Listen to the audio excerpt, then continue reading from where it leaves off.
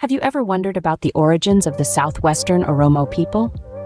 The history of their migration and settlement is a captivating tale, steeped in rich tradition and cultural heritage. The southwestern Oromo people can be further segmented into four major divisions, their settlements sprawling across the regions of present-day Jima, East Walaga, and West Shawa.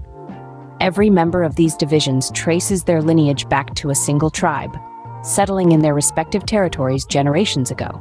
These divisions share a common history, unified by ideology and organization, a bond that has withstood the test of time. Their roots intertwine back to a single tribal source, their boundaries defined by the same settlement.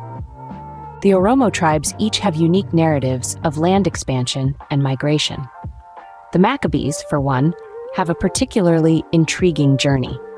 Historians place their migration in the late 16th century, where they moved southwest across the Gibi River from the area of Oda Bissell, located in what is now known as the West Shawa district. Research suggests that the Maccas were not the original settlers of this area. They were preceded by ethnic groups such as the Kafa and the Inaria. The intricacies of these migrations and settlements offer a fascinating glimpse into the history of the Oromo people.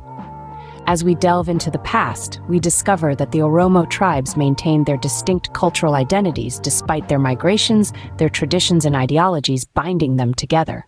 Each tribe, while unique, is a piece of the larger Oromo puzzle. In conclusion, the history of the southwestern Oromo is a testament to their resilience and adaptability. Their migrations, spanning centuries, have resulted in a rich tapestry of cultural diversity and unity. From their origins in a single tribe to their expansion across various regions, the southwestern Oromo have carved out a unique space in history. Their story is a fascinating journey, a chronicle of migration, settlement, and cultural preservation. It is a narrative that continues to evolve, adding new chapters to the enduring legacy of the southwestern Oromo people.